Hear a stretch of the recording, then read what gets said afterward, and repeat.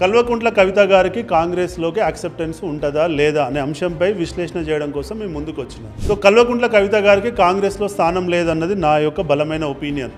మీరు ఎందుకు అని అడిగినట్లయితే మూడు రీజన్లు చెప్తా. మొదటి రీజన్ వచ్చేసి ఏందనంటే తన వల్ల కాంగ్రెస్కి నష్టం జరిగింది. మీరు అడగొచ్చు ఏం నష్టం అని చెప్పి. ఎందుకంటే తను చేసిన లిక్కర్ స్కామ్ ద్వారా వచ్చినటువంటి డబ్బులను తీసుకెళ్ళి పంజాబ్లో పెట్టుబడి పెట్టడం వల్ల రూలింగ్ గవర్నమెంట్లో ఉన్న కాంగ్రెస్ ఓడిపోవడం జరిగింది, అది వాస్తవము. ఆమ్ ఆద్మీ పార్టీ గెలవడం జరిగింది, అది వాస్తవము. కాబట్టి కాంగ్రెస్కు నష్టం జరిగినటువంటి పరిస్థితుల్లో కవిత గారిని కాంగ్రెస్లోకి ఆహ్వానించారని చెప్పి నేను అనుకుంటున్నా. రెండో రీజన్ వచ్చేసి ఏంటంటే రెడ్డి డామినేటెడ్ కాంగ్రెస్ పార్టీలోకి కవిత గారు ఉన్నటువంటి వెల్మ సామాజిక వర్గం నుంచి వచ్చిన వాళ్ళని వాళ్ళు యాక్సెప్ట్ చేయకపోవచ్చు, మెజారిటీ ఆఫ్ ద పీపుల్. ఇది రెండో రీజన్. ఇక మూడో రీజన్ వచ్చేసి పొద్దుగా లేస్తే రేవంత్ రెడ్డి గారు కుటుంబ పాలన అని చెప్పి కరప్షన్ చేసిన పాలన అని చెప్పేసి కేసీఆర్ గారిని దుమ్మెత్తిపోయడం మనం చూస్తూనే ఉన్నాం. అలాంటి పరిస్థితుల్లో కవిత గారిని ఆహ్వానించి పక్కకు కూర్చోబెట్టుకొని ఈ ఆర్గ్యుమెంట్ చేస్తే ప్రజలు నమ్మే పరిస్థితి రేవంత్ రెడ్డి గారిది ఉండదు.